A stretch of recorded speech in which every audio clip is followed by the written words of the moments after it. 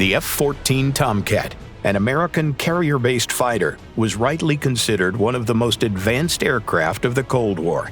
Even its early variants boasted a powerful radar and long-range Phoenix missiles.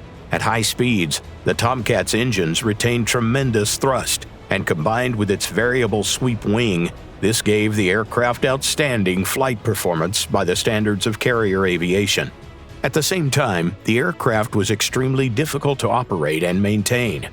Its complex balance of innovation and compromise drove costs sky high. Even the basic F-14A was expensive to build and costly to keep in service. The situation was made worse by its analog onboard systems. Developed in the early 1970s, they were quickly becoming obsolete. By the turn of the decade, aircraft manufacturers had begun mass-producing fighters with jamming-resistant digital systems. The new electronics were more reliable, more compact, and offered enormous potential for future upgrades. For a time, military circles seriously discussed retiring the Tomcats altogether, but the aircraft's undeniable strengths still outweighed its problems. Some of the most serious issues were addressed in the F-14B variant.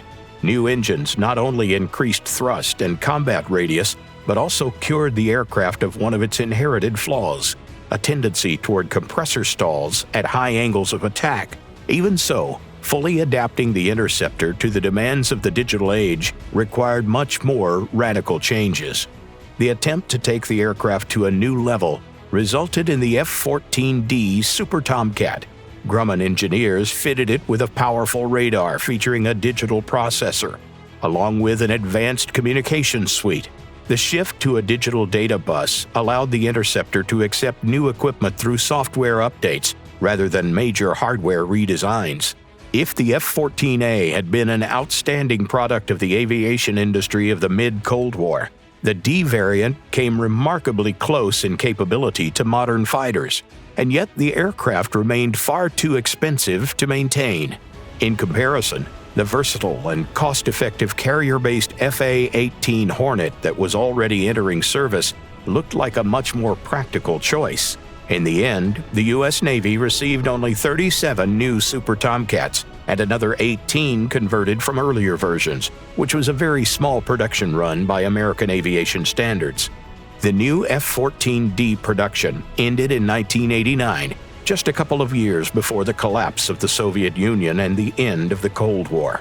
The fleet no longer saw the legendary interceptor as a long-term prospect. During the Gulf War, F-14Ds were still being prepared for frontline units. Pilots would get to try out the upgraded Tomcats in combat later over Yugoslavia and during the 2003 Iraq campaign. Their interceptor talents, however, were hardly needed there. Enemy aircraft were largely destroyed on the ground, but the veteran found a different role. The Navy retired the carrier-based A-6 intruder attack aircraft, and the F-14 temporarily took on the job of a strike aircraft.